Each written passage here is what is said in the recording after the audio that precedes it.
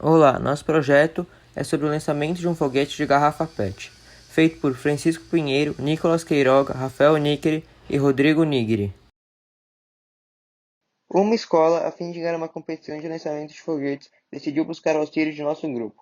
Como eles eram muito competitivos, não queriam perder de forma alguma e gostariam de saber todos os melhores parâmetros possíveis, como ângulo de lançamento, massa seca e massa de água.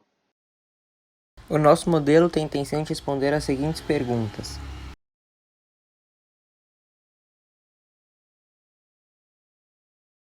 Bom, para o nosso primeiro modelo, nós decidimos apenas utilizar as forças peso e de propulsão, separando-as em suas componentes verticais e horizontais, onde chegamos ao seguinte gráfico de y de t por x de t, utilizando a função odint em Python.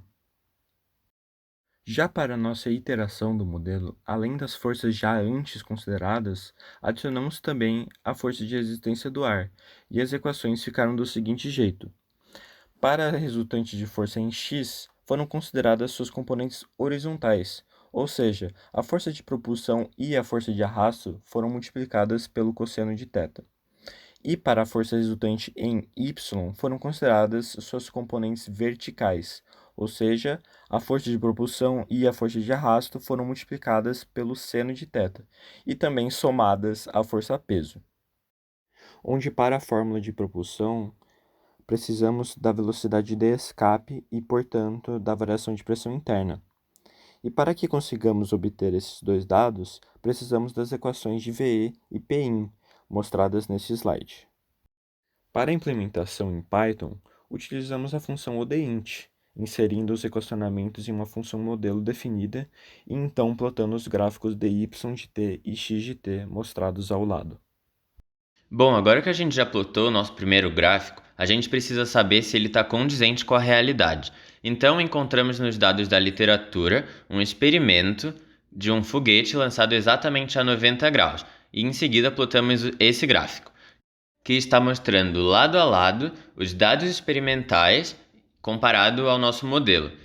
Nós somente utilizamos os dados da subida, pois na descida um paraquedas era aberto e o nosso modelo não leva em consideração a abertura de um paraquedas.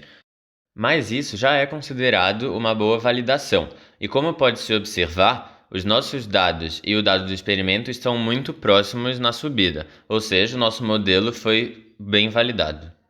A nossa primeira pergunta foi: como o ângulo de lançamento influencia o alcance? Observando o gráfico, a gente percebe que influencia muito.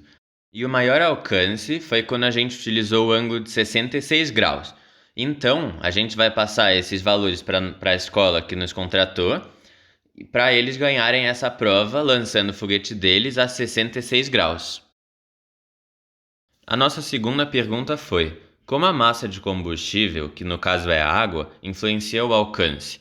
E bom, observando o gráfico, a gente percebe que também influencia muito. E o maior alcance foi quando a massa de água foi igual a 0,88 kg, que equivale a um equilíbrio entre o peso e a propulsão em si. A nossa terceira pergunta foi: como a massa seca do foguete influencia o seu alcance? E como a gente pode observar, influencia também bastante. E o maior alcance foi quando a massa seca é igual a 0,23 kg. E passando esses valores também para a escola, eles vão ganhar essa prova. E a nossa última pergunta foi: como a gente pode iterar esse nosso modelo futuramente? O nosso modelo ele já está bem complexo, mas sempre é possível iterar de alguma forma. Por exemplo, não foi considerado a força lift. O corpo considerado foi um ponto material, e para maior precisão, poderia ser considerado como um corpo rígido. E além disso, não foi considerada a força magnum, que leva em consideração a rotação do foguete. Essas foram as referências utilizadas para o desenvolvimento do projeto. E essa foi a nossa apresentação. A gente espera que vocês tenham aprendido um pouco sobre lançamento de foguete. Obrigado a todos que viram até aqui e boa tarde.